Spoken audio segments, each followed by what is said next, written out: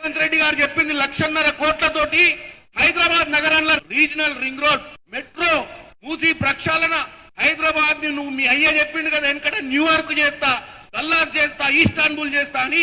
అది చేయాలంటే 1,50,000 కోట్లతోటి సాధ్యమైందని చెప్పిండు. మీరు చేసిన అప్పులకు ఈ రోజు మూసీ కాలువల పెట్టి 50,000 కోట్లు 1,00,000 కోట్లు పెట్టి కమిషన్ దండుకోనికే మీలాంటి చిల్లర బుద్ధి లేదు.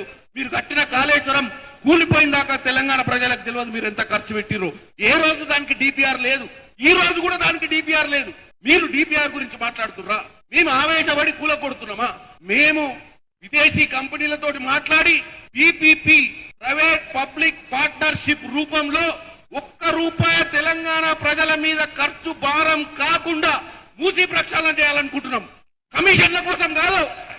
ఎవరు చెప్పిండ్రా నీ అయ్యా కమిషన్లని? పచ్చ కామర్లు వచ్చినోడు పచ్చ కామర్ల లెక్కనే మాట్లాడతాడంట. 1,50,000 కోట్లు అప్పు చేసి దండుకోనిమైన మీకు ఇక్కడ కాంగ్రెస్ పార్టీ దండుకుంటుందా అని ఎతుకుతుర్రా? ఇక్కడ దండుకోనికి ఏం మిగిలిందనరా నాయన? మీరు చేసిన అప్పులు ఊడుకోనికనే మాకు ఇంకా 10 ఏళ్ళు పడితేట్టుంది. మీరు చేసిన కర్మల కోసం, మీరు చేసిన దరిద్ర పాలనను విడిచిపెట్టడానికి ఇక్కడికి వచ్చి ప్రభుత్వంలో మేము పనిచేస్తున్నట్టుంది. ఇక్కడ ఉన్న ఎమ్మెల్యేలు రోజు రాత్రి పగలు తిరుగుతురు. వీళ్ళని అడగండి. 10 నెలలైంది వీళ్ళు వచ్చి దండుకోనికి వచ్చిర్రు అనుకున్నావు. మీరు చేసిన దరిద్ర పాలన, మీరు చేసిన దోచుకోబోయినటువంటి పాలనను ఈ రోజు ప్రజలకు మంచి పాలన అందినికే కష్టపడుతున్నారు. మీరు 10 ఏళ్లలో ఒక్కరోజు సెక్రటేరియట్కి రాలే, మీ 10 ఏళ్లలో ఒక్కరోజు ప్రగతి భవన్కి రాలే. ఫామ్ హౌస్ లో వండుకొని, బోర్ల వండుకొని డిజైన్లు గీచి దరిద్ర పోడా కాళేశ్వరం